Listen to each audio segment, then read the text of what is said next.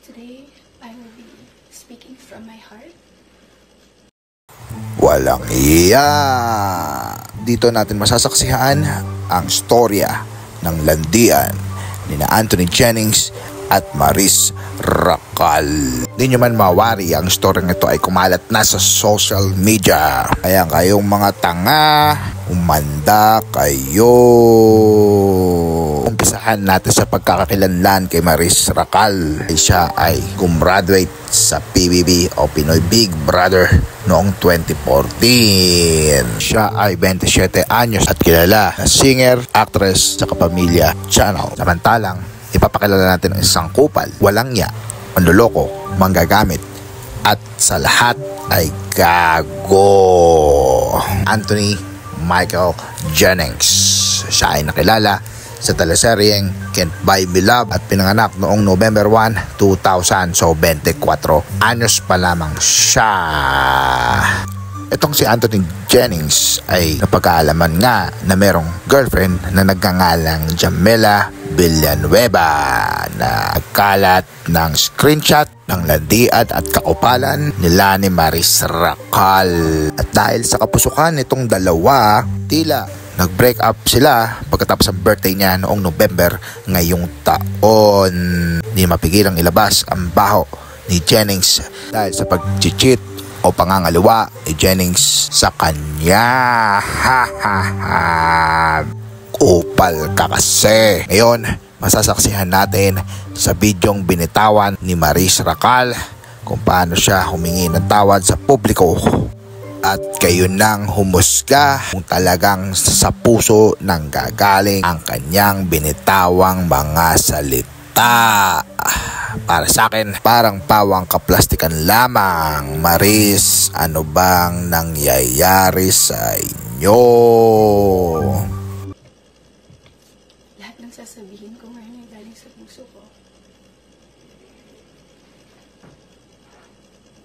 Today, I will take accountability for everything. Nagkamali ako, and I want to say sorry for everything that I have done. It all started last June of 2024. I was in a very dark place. I was lonely. And I was getting attention from Anthony. The kind of attention that I needed.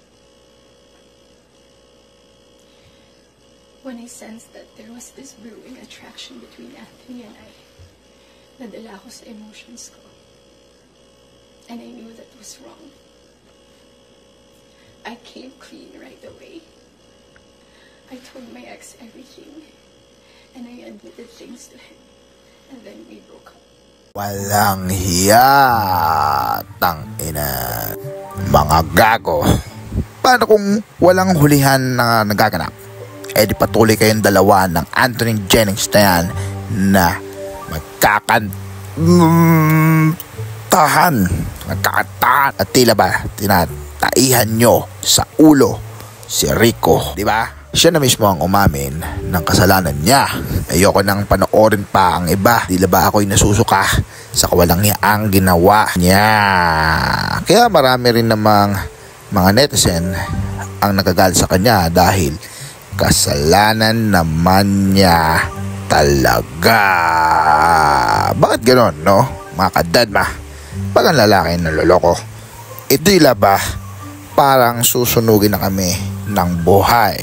Pero pag kayo mga babae, tila ba wala lang, tangina naman. Ting idol ay nagbigay na rin ng pahayag tungkol sa kanyang ex at chill lang. Napakabait pa talaga.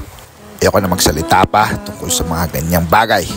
Abangan nyo na lang at ang kupal na walang hiya ay nagsorry na kani-kanina lamang. So abangan nyo ang susunod na kabanata ng aking video reaction. Mga kadedma, boom! You hung me like I'm the one who's precious. I hate to break